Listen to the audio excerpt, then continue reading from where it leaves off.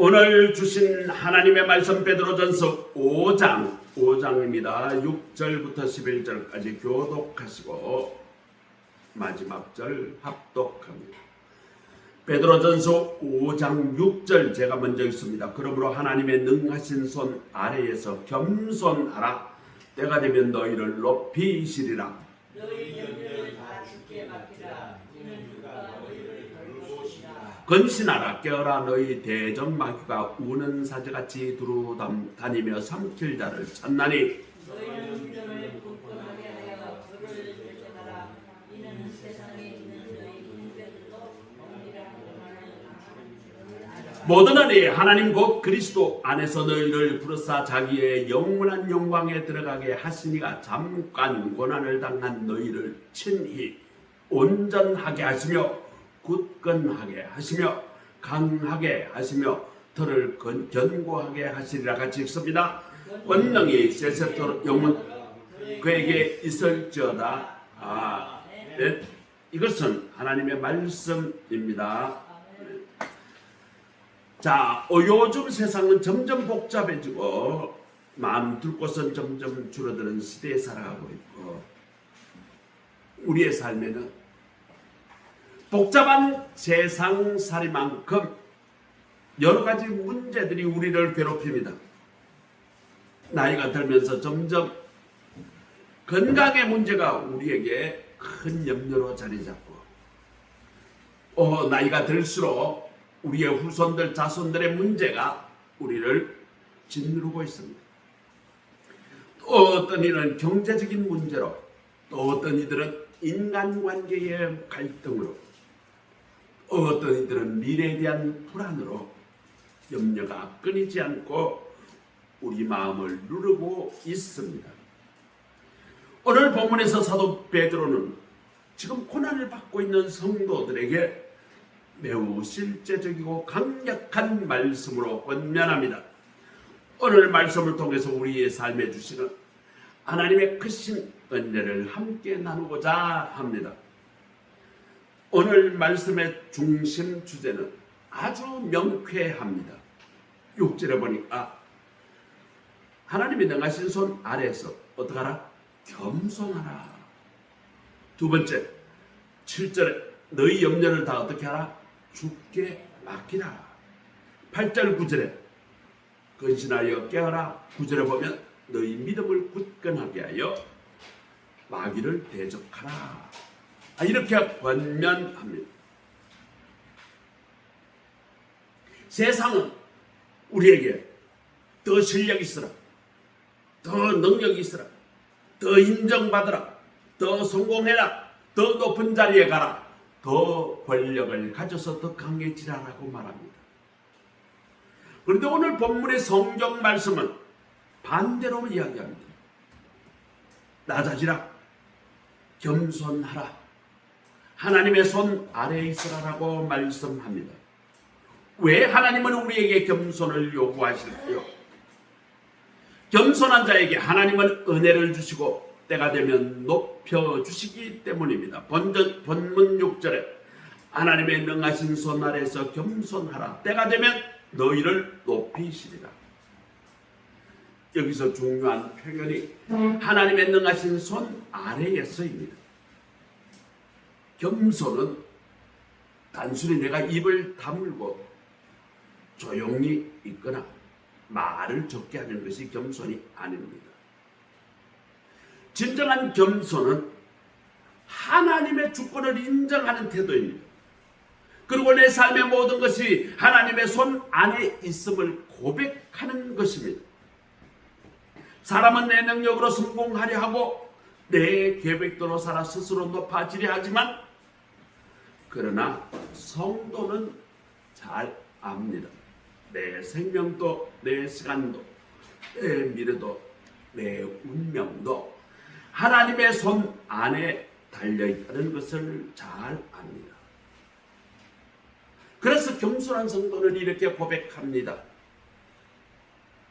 주님 없이는 내가 할 수 있는 게 없습니다. 내 삶의 모든 것이 하나님의 뜻대로 되기를 원합니다. 그렇습니다. 내가 한 것이 아니라 하나님께서 하십니다. 이렇게 고백합니다. 그리고 교만한 사람은 방심합니다. 그래, 나는 괜찮아. 나는 좋은 대학도 나왔고, 나는 백도 있고, 나는 나를 도와주는 선배 후배들도 많고, 나는 또 강하니까 나는 넘어지지 않아. 나는 스스로 강해. 그러나 겸손한 사람은 자신이 약한 존재임을 알기에 그래서 늘 하나님 앞에 기도합니다. 늘 말씀 앞에 섭니다. 늘 자신을 되돌아보고 하나님 앞에 도움을 요청합니다. 베드로 자신도 한때는 교만했습니다. 다 주를 버려도 나는 절대로 주님을 버리지 않겠습니다. 그리고 장담했습니다. 그러나 베드로 3번이나 주님을 부인했습니다.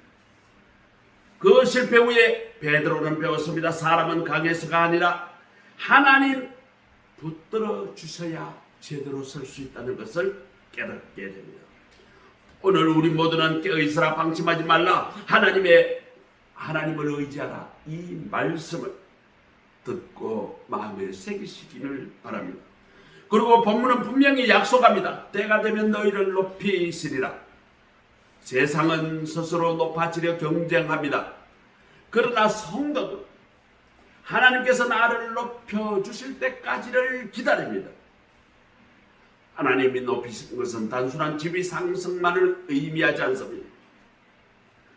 무너진 인생을 회복시키시고 상한 마음을 세우시고 실패한 사람을 다시 쓰시고 믿음의 사람을 다시 존귀하게 하시고 깨진 인간관계가 부드럽게 다시 아름답게 관계가 회복되게 해 주십니다. 요셉은 낮아졌지만 하나님이 높여주셨고 다윗도 광야를 지나 왕으로 세워졌습니다. 예수 그리스도도 자기를 낮추셨기에 하나님께서 지극히 높여주셨습니다. 하나님 앞에 나서지면 끝이 아닙니다. 그것은 하나님이 우리에게 영광의 시작임을 우리는 믿으시기 바랍니다. 10절을 나아가서 잠시 고난을 당한 너희를, 겸손한 사람에게도 고난이 있습니다. 그러나 그 차이가 있습니다. 교만한 사람은 고난이 닥치면 그 교만 가운데서 넘어집니다. 그러나 겸손한 사람은 그런 고난 속에서도 하나님께서 그를 친히 온전하게 하시고 굳건하게 하시고 강하게 해 주십니다. 그렇기 때문에 겸손한 사람은 하나님과 더불어 견고하게 그 고난을 이길 수가 있게 됩니다. 이번에 2월 달에 제가 터키에 가서 성지순례를 했죠. 1453년도에 동로마 교회가 오스만 터키에서 이슬람의 점령을 당하고 기독교인들을 다 죽였습니다. 그때 살려고 사람들이 땅을 파고 지하에 숨어 들어갔어요. 그 현장을 가서 보았습니다. 길리스트라, 갑바도기아에 여러 지하 도시들이 있었어요. 어떤 것은 지하 8층, 12층까지 80m까지 땅을 파고 들어갔어요. 지하를 미로같이 그렇게 숨겨진 현장을 보았습니다. 그런데 그 사람들이, 그 기독교인들이 1450년대 그때 땅속으로 들어가서 언제 나왔냐면 1923년도에 기독교인들 종교의 자유를 허락하겠다 무스타파 그 대통령이 선언을 한 이후에야 땅속에 나옵니다. 무려 480년, 70년 동안 땅속에서 대를 이어서 신앙을 유지하며 살았습니다. 사랑하는 성도 여러분, 오늘 하나님은 우리에게 말씀하십니다. 하나님 앞에 겸손하라. 겸손은 약함이 아닙니다. 약함이 아닙니다. 겸손은 하나님을 인정하는 믿음입니다. 하나님께서 나를 다스리시고 섭리하심을 믿는 믿음입니다. 하나님께 기도하는 그런 자세가 겸손입니다. 하나님의 때를 인내하며 기다리는 믿음인 것이 바로 겸손입니다. 혹시 지금 내 스스로 버티느라 지쳐 있습니까? 내 계획이 무너져 내 욕심에 차지 않아 내가 낙심하고 있습니까? 오늘 하나님의 능하신 손 아래 나를 낮추십시오. 하나님께서 때가 되면 여러분을 높이실 것입니다. 하나님 앞에서 겸손히 서는 저와 여러분이 모두가 되시기를 주님의 이름으로 축원합니다. 자, 그리고 본문 7절에 성령은 염려가 있으며 그렇게 말하지 않았어요. 너희 염려를 다 하나님께 맡기라. 우리가 세상을 살아가는 세상은 염려로 가득 차 있습니다. 요즘 더더군다나 전쟁이 장기화되고 이 전쟁이 끝날 것 같지 않으니까 경제 문제가 아주 심각하게 우리의 현실로 다가옵니다. 그리고 중국이 아주 싼 제품으로 정부 보조금으로 전 세계에다 물건을 뿌리니까 전 세계 중소기업이 다 죽습니다. 예외가 없습니다. 임금이 낮는 나라도 마찬가지예요.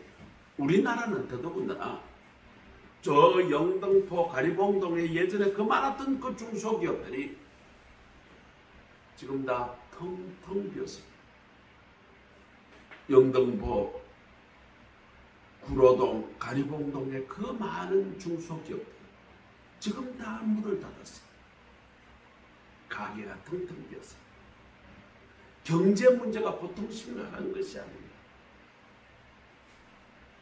미국과 지금 중국이 갈등이 있으니까 우리나라가 반사이익이 있을지는 모르겠습니다. 그러나 경제가 그렇게 쉽사리 호락호락하지 회복되기가 만만치가 않습니다. 전쟁이 계속되니까 온 세상에 물류가 지금 막혀서 너무나 힘듭니다. 또 나이가 들어가면서 건강 문제가 우리에게 심각합니다. 저도 원래부터 나타난 게 눈에 비문증이라는 것이 나타났어요. 눈에 뭔가 이렇게 떠가지고 다녀요.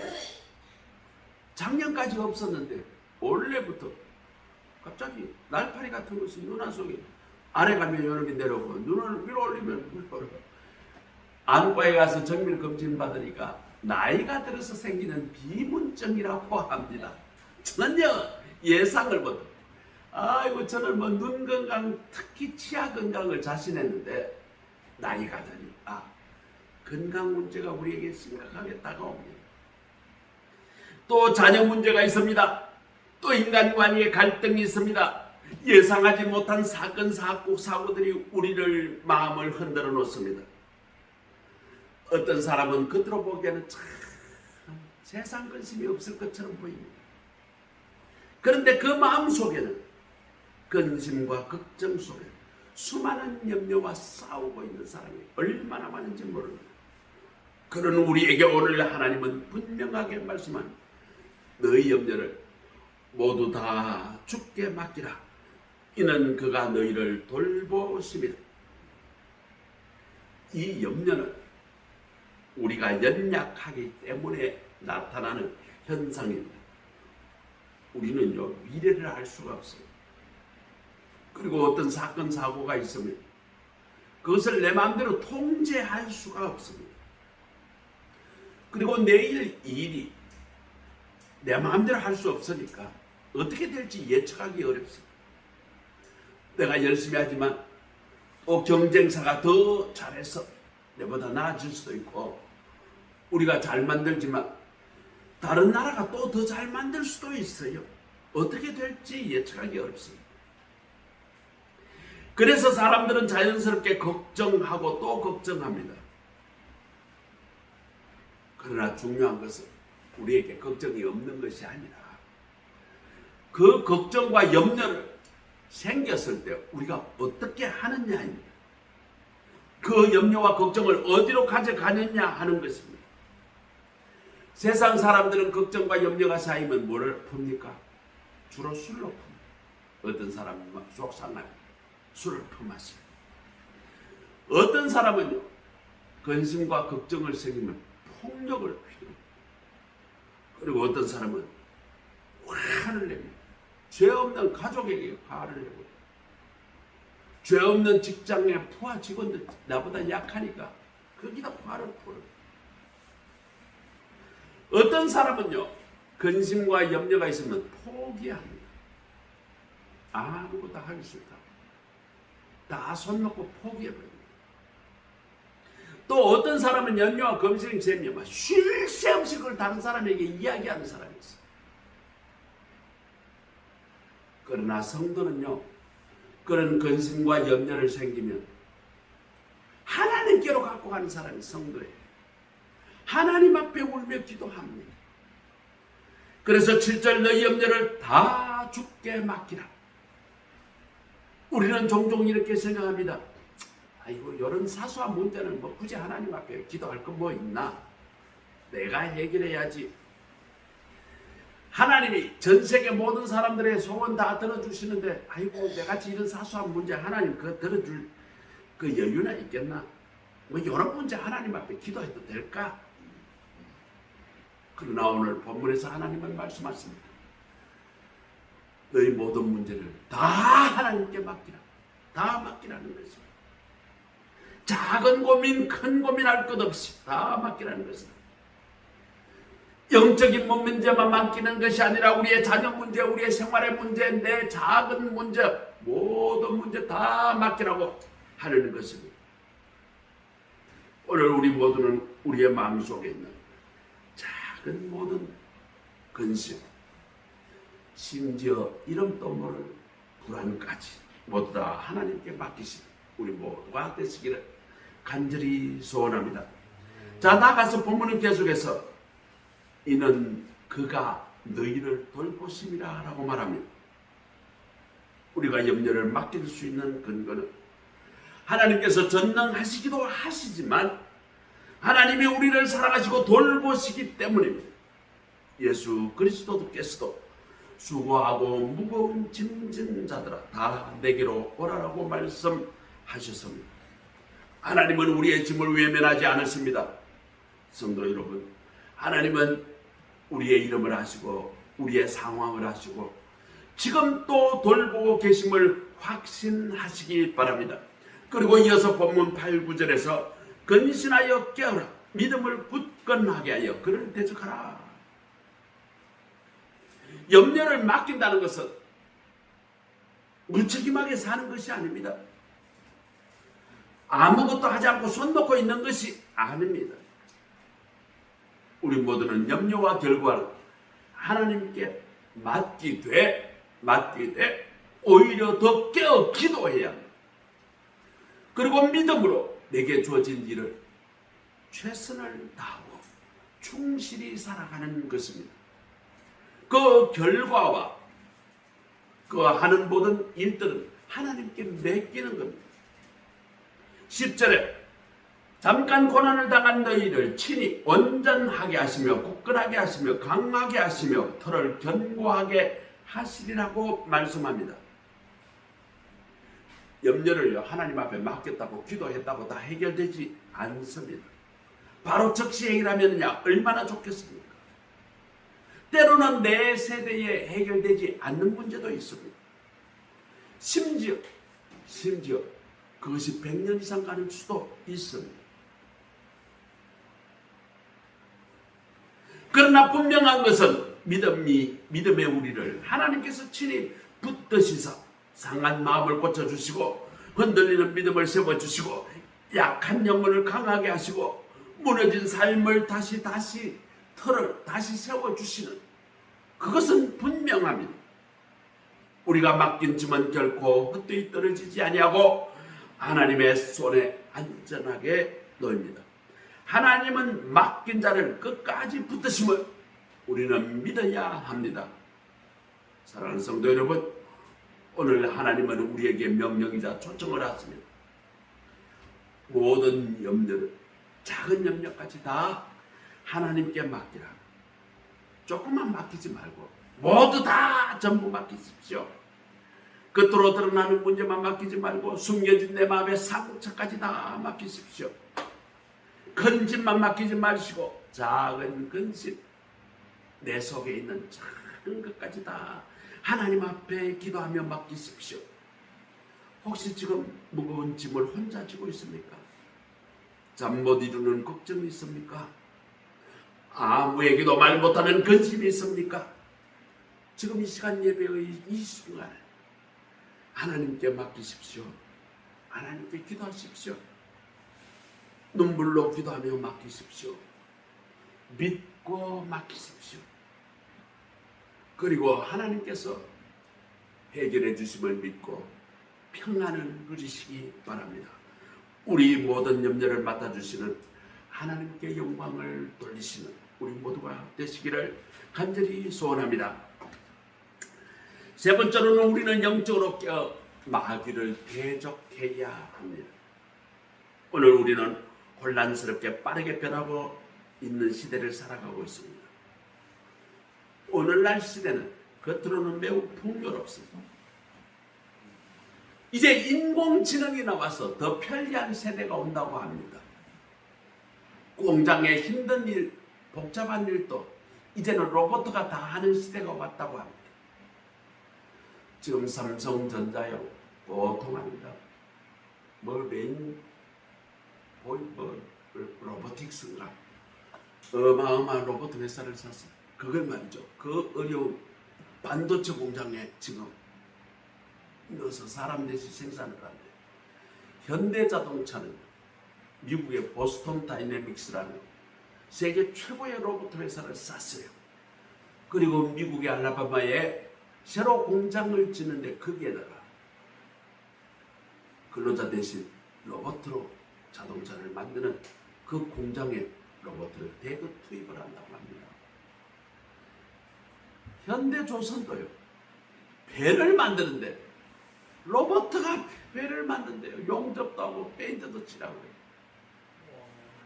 얼마나 좋은 시대에 다가오는지 모릅니다. 그런데 그렇게 풍요롭고 더 많은, 더 좋은 시대가 오는 것 같지만 우리 마음은 점점 더 불안해집니다. 기술은 발전합니다. 그런데 우리의 영혼은 점점 더 메말라 갑니다. 정보는 넘쳐납니다. 그런데 정보가 넘쳐나는 만큼 성경 말씀의 진리는 점점 퇴색되어 가고 있습니다. 이런 시대에 살아가는 우리에게 하나님은 오늘 분명하게 말씀합니다. 건신하라! 깨어라! 의 대적마귀가 우는 사자같이 두루차지 삼킬 자를 찾고 있다라고 오늘 성경은 우리에게 경고합니다. 성경은 우리에게 영적 전쟁이 있다고 말합니다. 눈에 보이지 않지만 분명한 영적 전쟁의 싸움이 있습니다. 마귀는 우리의 믿음을 무너뜨리고 기도를 멈추게 하고 낙심하게 만들고 복잡하고 발전되면 발전될수록 우리가 말씀으로부터 멀어지게 만듭니다.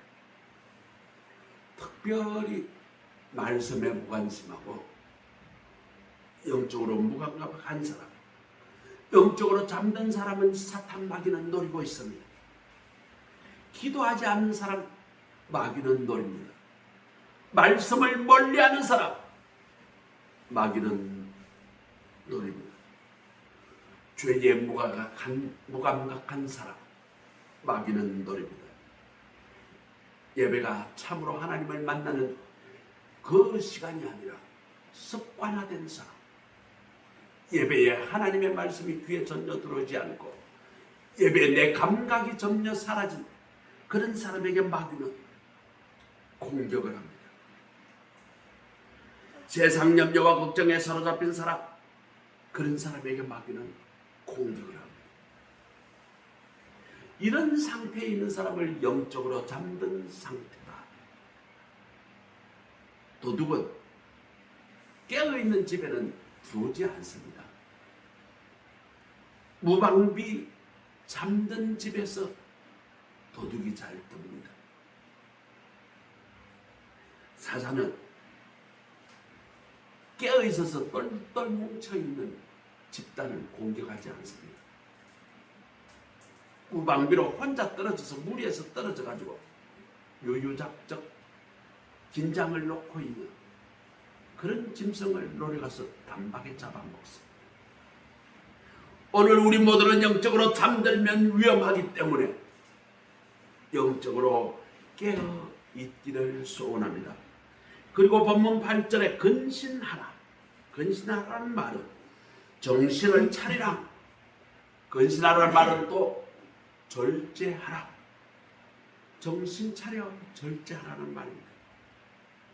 영적으로 깨어있는 사람은 늘 자신을 살핍니다. 내 마음이 하나님에게서 멀어져 있는가? 내 삶에 숨겨진 죄는 있는가? 내가 드리는 예배는 하나님 앞에 형식적으로 되고 있지 않는가? 시간만 때우고 있지 않는가? 내가 세상 눈치, 우리 가족의 눈치 때문에 어쩔 수 없이 아무런 감동과 감격이 없고 하나님 만나는 일이 1도 없는 예배에 참석을 하고 있지는 않는가? 내가 내 마음속에 하나님을 사랑하고 세상을 사랑하고 사람을 사랑하는 그 사랑이 식어버린 사람이 아닌가? 그리고 내 마음속에 세상의 욕심과 나의 욕심이 가득한 그런 마음으로 차고 있지는 않은가? 많은 사람들은요, 남의 혐오는 잘 봅니다. 그러나 자기의 영혼 상태를 잘 보지는 않습니다. 그러나 영적으로 깨어있는 사람은 자기 자신을 먼저 살핍니다. 내가 과연 기도하는 사람인가? 내가 과연 말씀을 묵상하는 사람인가? 내가 과연 오늘 아침부터 저녁까지 하나님 앞에 내 자신을 살피는 사람인가?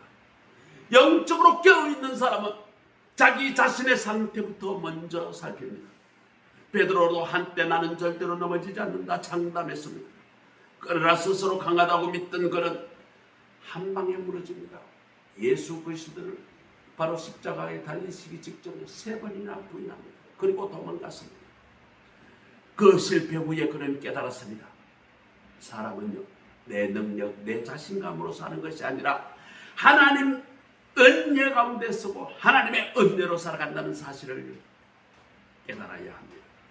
오늘 우리 모두는 영적으로 깨어있어 말씀으로 정신 차리고 절제하며 살아가는 우리 모두가 되시기를 간절히 소원합니다. 나아가 영적으로 깨어있는 사람의 가장 큰 특징은 무엇인가? 하나님 앞에 기도하는 사람입니다. 기도는 하나님과 연결된 호흡입니다. 작은 일에도 아이고 하나님 일어섭니다. 마음속으로 기도합니다. 운전하면서도 기도합니다. 하나님 일어섭니다. 또 옆 사람하고 대화하면서 내 마음속에 어떤 부담감이 있으면 하나님 내 마음속에 지금 부담이 있습니다. 내 마음에 갈등이 있습니다. 내 마음을 다스려 주옵소서. 끊임없이 하나님에게 기도합니다. 기도가 없는 사람은 영혼이 메말라갑니다. 기도가 없는 사람은 스스로 판단해야 합니다. 스스로 생각해야 합니다. 스스로 선택해야 합니다. 기도가 살아있으면요, 믿음이 살아있습니다. 말씀이 살아있습니다. 염려가 밀려옵니까? 기도하십시오. 내 마음에 갈등이 있습니까? 기도하십시오. 내 마음에 유혹이 다가옵니까? 내 마음에 욕심이 차고 넘칩니까? 기도하십시오. 중요한 결정을 앞둘 때, 작은 결정을 앞둘 때 기도하십시오.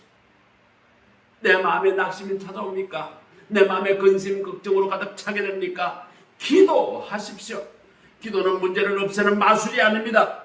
문제 속에서도 하나님을 바라보게 하는 능력입니다. 기도 가운데서 우리는 하나님의 음성을 듣고 말씀을 깨닫게 됩니다. 우리 모두 영적으로 기도하면서 상황보다 먼저 무릎을 꿇고 자신을 돌아보는 우리 모두가 되시기를 간절히 소원합니다. 그리고 마귀는 우리를 거짓말로 공격합니다. 하나님 너를 사랑하네. 너같이 죄 많은 인간 하나님께서 사랑하지 않아. 너 기도 딴 기도 해봐야 소용없어. 너 알잖아. 기도한다고 뭐 달라지는 게 있어. 너 능력 없어. 세상에 니보다 더 똑똑한 놈 세고 셌어. 그리고 세상 방식대로 세상의 지혜대로 살아야 성공해. 인간을 성공시키는 7가지 법칙이 있지. 그거 읽어봐. 그대로 하면 성공할 수 있어. 중국의 그 수많은 삼국지 좋은 책들 많잖아. 그대로 해. 그대로 해야 승리할 수 있어. 이런 거지에 속삭이면 내가 매몰되면 안 됩니다. 세상의 지혜를 완전히 무시할 수는 없겠죠. 참고는 하겠죠. 그러나 이 세상의 지혜를 이기는 것이 무엇입니까? 그것을 뛰어넘는 것이 바로 하나님의 말씀입니다. 예수 그리스도께서 광야에서 시험 받으실 때마다 예수님도 기록하였을 때 말씀으로 사단 마귀의 유혹과 시험을 이겨냈음을 기억하시기 바랍니다. 영적으로 깨어있다는 것은 항상 성경 말씀이 내게 역사해야 합니다. 영적으로 깨어있는 사람은요, 성경에 관한 이야기를 많이 이야기합니다. 말씀은 이렇더라. 그런데 나는 이렇게 살고 있어. 나는 이런데 말씀은 이렇더라. 말씀을 많이 이야기합니다. 말씀을 읽어야 합니다. 말씀을 묵상해야 합니다. 그리고 말씀 앞에 우리는 순종해야 합니다. 작은 거 순종해 보십시오. 말씀이 없는 깨어있음은 오래 못 가요. 아, 그래 내가 열심히 좀 해봐야지. 그런데 말씀을 붙들지 않으면 그 결심은 쉽게 흔들립니다. 제가요 30대에 하나 얻은 지혜가 있어요.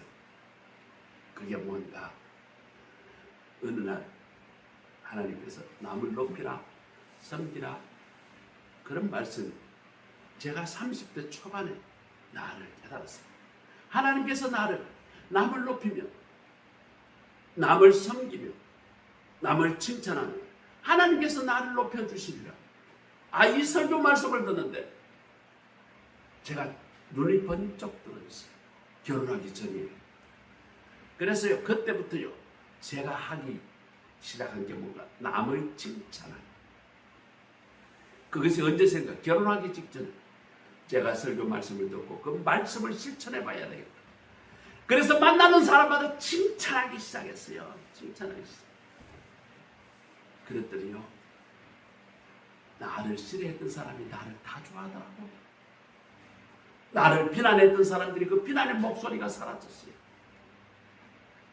그래서 식당에 가도 저는요 식당 아주머니 절대로 에이 따오로 뭐 이런 말 안 합니다. 아이고 우리 아주머니 얼마나 수고 많습니까. 아이고 우리 아주머니 얼마나 이거 참 서비스가 좋습니까. 무조건 칭찬을 해줍니다. 그러니까요 반찬이 하나 더 나오더라고. 우리 모두 영적으로 깨어서 기도하고 말씀으로 무릎을 꿇고 내 자신을 돌아보고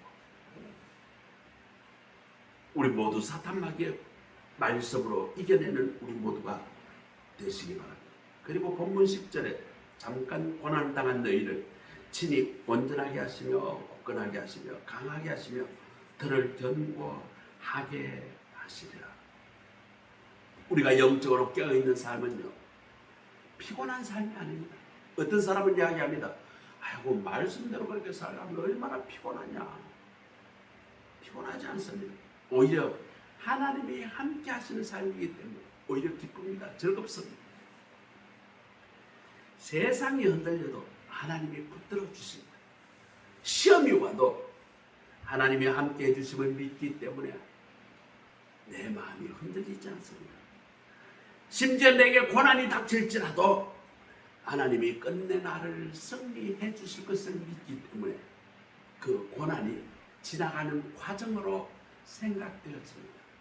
그렇기 때문에 고난이 더 이상 고난이 아니에요. 그냥 지나가는 시험에 불과합니다. 이것이 믿음의 위대한 것입니다. 이것이 영적으로 깨어있음의 위대함입니다. 똑같은 시험이 똑같이 있습니다. 우리에게 경제적 어려움은 이 세상 모든 사람에게 다 똑같이 있어요. 그러나 영적으로 깨어있는 사람은 이것은 지나가는 시험에 불과합니다. 하나님께서 나를 높여주시고 나를 이기게 해줄 것을 믿기 때문에 이 시험은 능히 이길 수 있습니다. 영적으로 깨어있어서 두려움 속에서도 무너지지 않고 시험 가운데서도 흔들리지 않는 우리 모두가 되시기를 주의 이름으로 축원합니다.